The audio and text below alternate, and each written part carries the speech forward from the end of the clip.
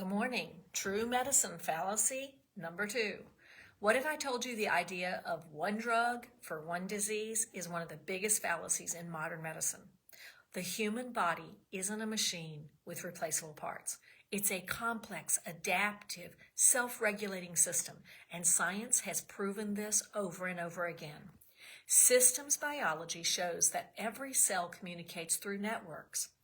That's why drugs targeting a single receptor often lead to side effects, tolerance, and new symptoms. Chronic disease isn't caused by one thing. It's driven by lifestyle, nutrition, trauma, toxins, stress, gut health, hormones, immune signaling, multiple systems interacting at once. Medications suppress pathways, they don't restore balance, they don't rebuild resilience, and they don't teach the body how to heal. Symptoms aren't enemies, they're signals. The body adapting, compensating, and surviving. Healing doesn't come from overriding the body, it comes from supporting its design. Remember, you were designed to heal. Trust the blueprint.